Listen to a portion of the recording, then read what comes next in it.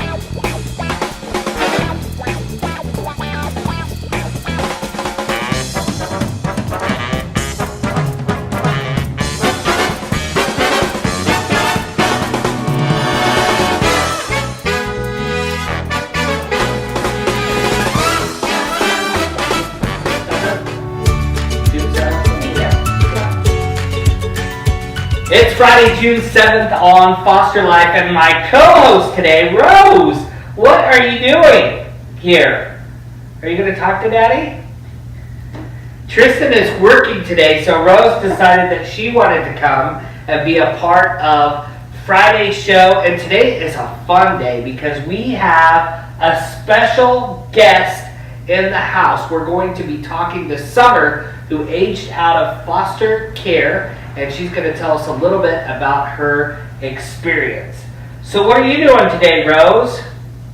Are you going to tell them that you're a princess? You are? Well, you better talk to the people out there. They're going to think you're quiet and shy, and we know you're not quiet and shy.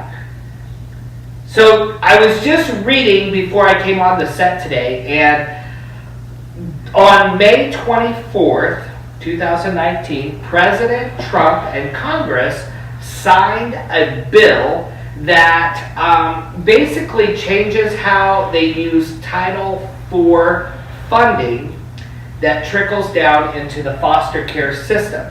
And basically what this bill that President Trump and Congress signed says that you can't use that funding just for any residential facility. That if it's going to be used in a residential facility in your state, that residential facility has to be accredited through the federal government, and then also it would have to have 24-hour, 7-day-a-week staff at that residential facility and have trauma care. And it's limiting the time that a child could be in there, which is a really good thing for us because, as you know, I am not a fan of residential facilities, and I think that kids thrive better in a home environment. And so this is a really good thing for us. And we'll continue to bring foster news as it happens each day right here. And we're going to be back after this message. Can you say on Foster TV? On Foster TV. All right. And Rosa? I'm Jackson, and I'm 12. Last night, my parents were arrested. I don't want to go to a foster home, and they can't find a foster home. I just want to be with my family. Why can't they understand my parents are good? 118,000 children and youth in America are waiting to be adopted. With your $10 a month contribution, you can help Foster TV raise awareness to get more foster families and get these children adopted. Help us to get the conversation started.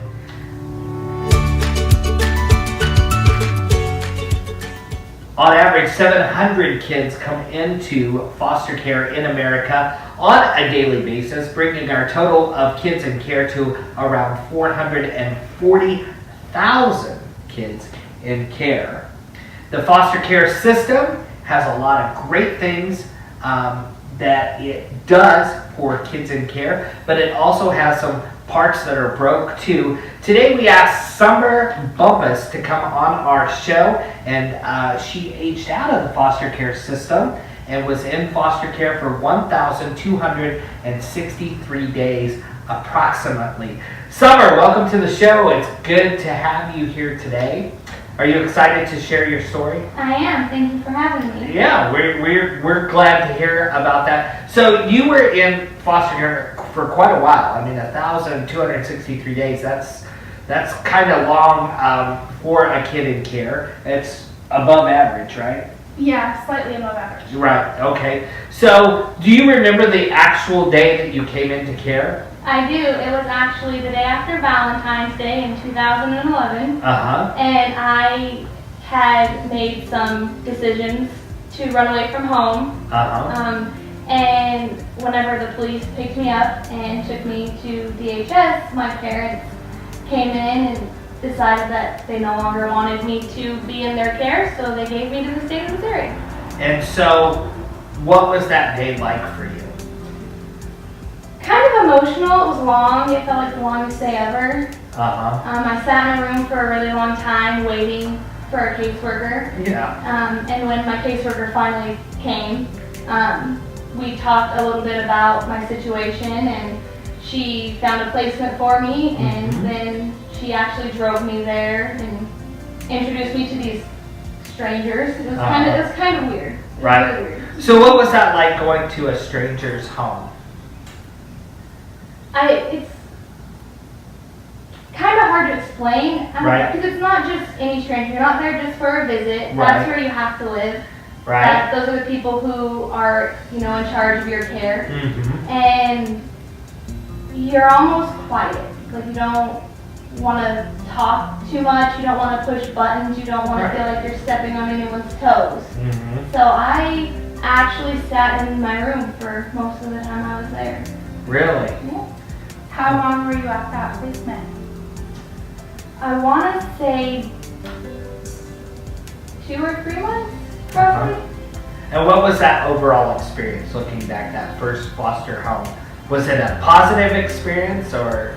It was probably the worst placement I had. Oh, okay. And how many placements did you have? 4. So you had 4 placements. And so what were some of the things there that made you uncomfortable?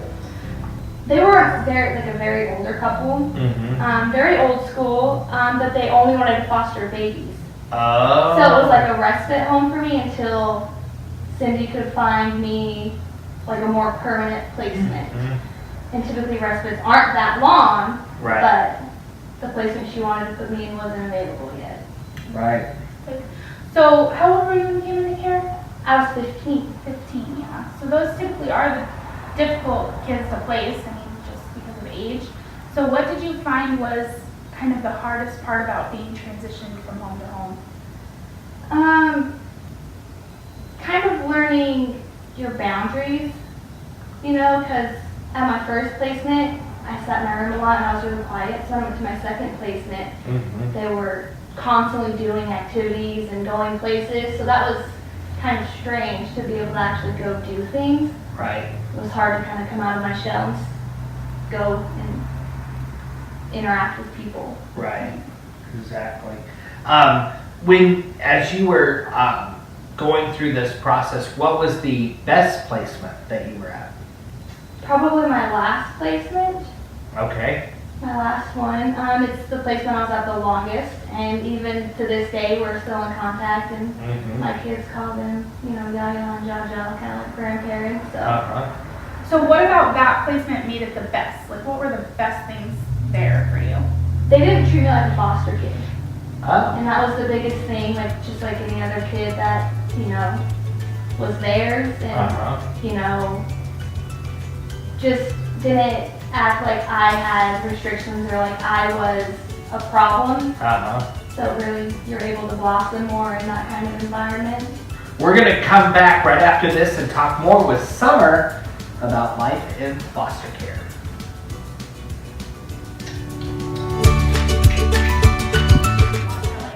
You see me every week, but what you don't know about me is that I have a million passions. but I'm specifically passionate about foster care policy, foster care kiddos, and really helping organizations that do other things for foster care kids. But we can't do that without you. We can't do anything without you, the viewers, and the people who work with us every day to keep kids safe and happy.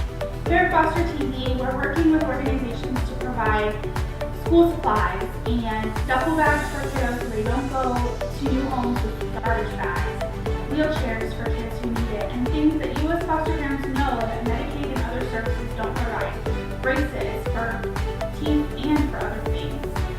We are trying to do everything we can to make life easier and happier for these kids. Your donation to Foster TV will allow us to be able to turn 100% of our profit from you into those organizations and to help other kiddos who need it.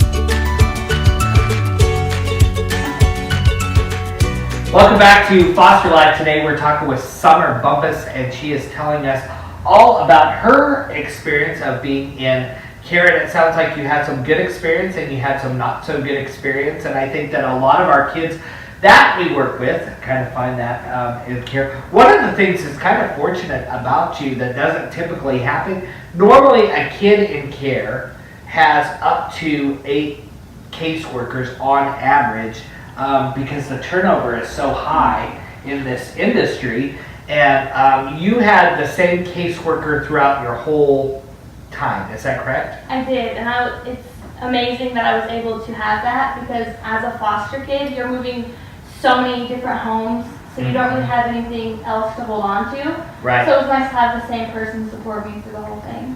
Yeah, exactly. And she obviously still supports you today. Yes, yep. And it's She's just in the contact, studio which rarely right now. happens. So that's very cool. I'm wondering, you said you had a really long placement. Your last placement was the longest placement. I'm wondering how that prepared you when you did age out.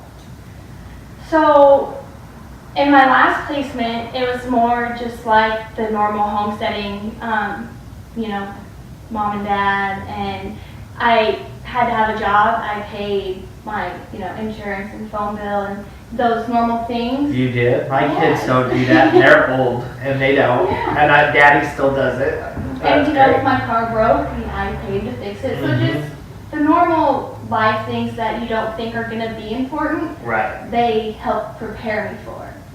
You know, planning for college and budgeting and, you know, just the basics that people don't really think about.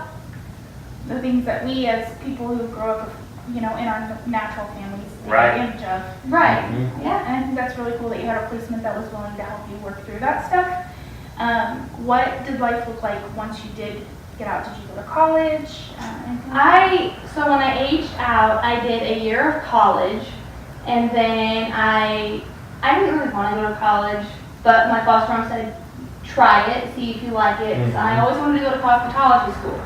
So I tried the year of college, and I decided it just wasn't for me. So hopefully, now that I have 2 kids, before long I'll be able to go back and do some cosmetology school. Exactly.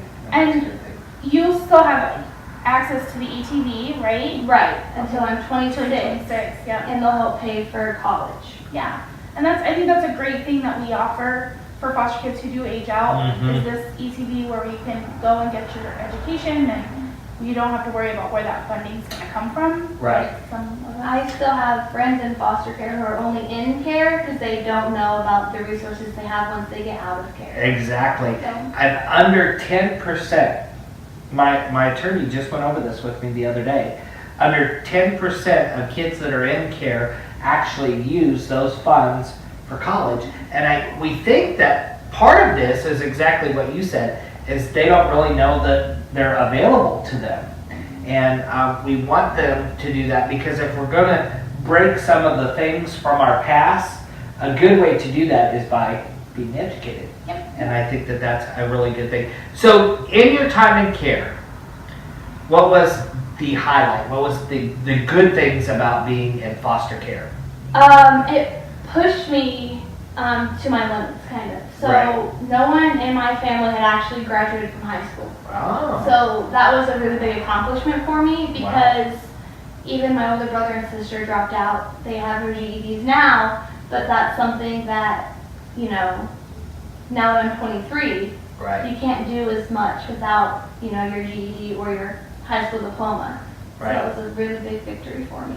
That's cool. Yeah, that's awesome. And so on the flip side, we know that there's things in the foster care system that are kind of broke and need to be fixed, and we talk about that on Foster Life from time to time. What are some things that were not so good for you about foster care? I spent, I want to say 9 months in a residential facility, Uh-huh.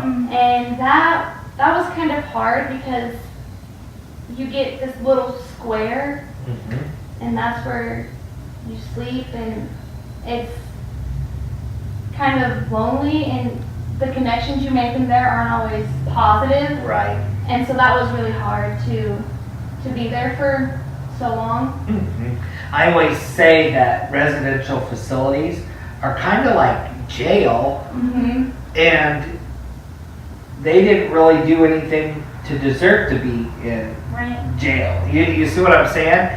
And some of the things that we find with kids that are in residential facilities, and I have experienced this with my own kid, is they get mad because they're in this facility that's, like you said, kind of like jail setting, and the people that kind of destroyed their lives are out running and doing things, and nothing's really happening to them, and they feel like I'm doing the punishment for things that they did to me.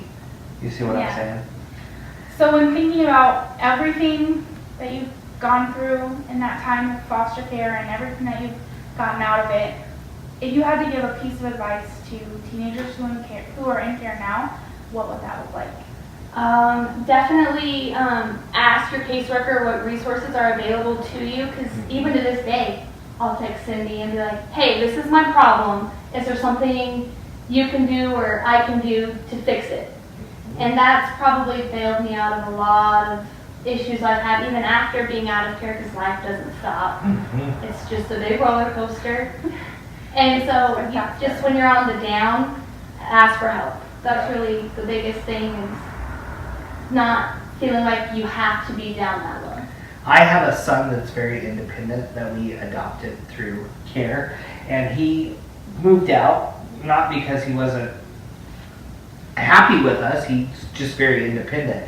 But the funny thing that we learned in him doing that is when he moved out, he didn't know where to go to get your car licensed.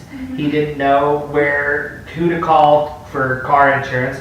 He didn't know where you go for utilities and that kind of stuff. And so you need those, that person, I guess, to kind of be able to go back to and figure out those things that can help you and steer you in the right direction and that type of thing as well. So how is life for you now? It's great. It's great. I am thankful for my past, because it's definitely made me a better person today. Mm-hmm. I have 2 daughters, Mm-hmm. and I'm engaged. Mm-hmm. So Newly engaged. yes. Yeah. Yes. Yep. That's exciting. So Uh-huh. wedding planning is going to be fun, but kind of a headache. Right. So yeah, just kind of taking the new obstacles, and it's nice to have somebody now who gets to go through that whole new journey with me. Mm-hmm. We love having kids that have been in care on the show, and I think the reason that I like it is because our viewers need to hear kind of from the other end of the spectrum.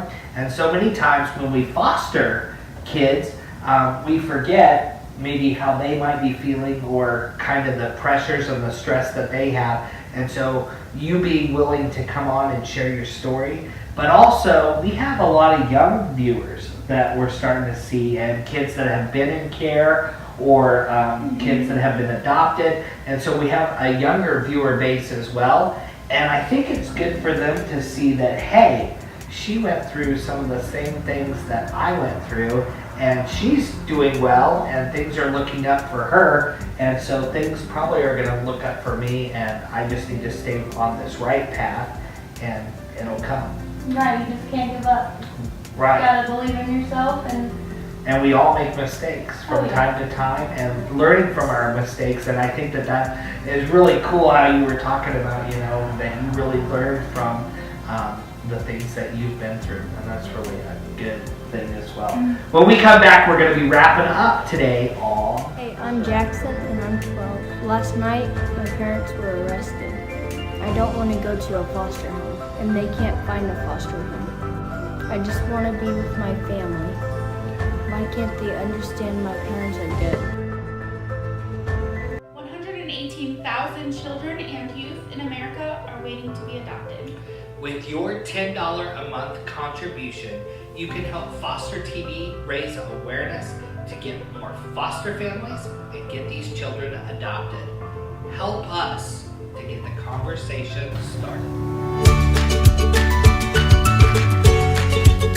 Oh, we are so grateful to have Summer Bumpus in our studio today. Did you enjoy listening to her story? Oh my goodness, I so did. It's so great to see, a young lady who kind of got it together and had an interesting experience and kind of learned how to do it, how to do life. Right. And we have Rose on here. Rose, what are you telling me? Are you a princess? You are? And it's always fun when my kids are in the studio, and I know that you enjoy that. Yes. I enjoy it too. I think the cool thing and I've said this before, is that, with Trump signing this bill with Congress this last week on the 24th, it just shows that we're making progress. And I think anytime we start to make progress in the system, that means that people are listening and that people are watching, and they're listening not only to our youth, but they're also listening to our foster families and to the workers that work with them. And that's really what we're trying to do here, is to not only educate, but advocate and support workers and people as well. Now, Rose, are you going to come back and be on the show again sometime? Well, you better tell them out there. We got lots of things coming up for you. The Win a Date Escape, it is on, and we are getting lots of stories about people who want to win a date, and I'm going to tell you, it's going to be magical. It's going to be a lot of fun. I'm putting the date together, but Cindy and Tristan, they're going to pick the winner. So you want to make sure that you write out your story and kind of what you've gone through and what you've been going through if you want to be a part of the Win a Date. And we'll continue to also do our lives 6:20 on Mondays and Tuesdays, and we'll be giving away cool stuff. Ellen DeGeneres says, if you want to have viewers, you got to give crap away. And so we're going to be giving away a lot of crap this year. And we have a Tony Gonzalez limited edition Kansas City Chiefs picture that's been signed by him. We're going to be announcing in the next week how you can obtain this picture, and it is really cool. We have it in the studio today, and it's fun to look at, and I know that people that have been coming by have been wanting to look at it and see it as well. Rose, can you tell everybody bye, and we'll see you on Monday? Bye. See you later. Say see you on Monday. See you on Monday. Later. Afterlife is a HEDFRA production, only on Foster TV.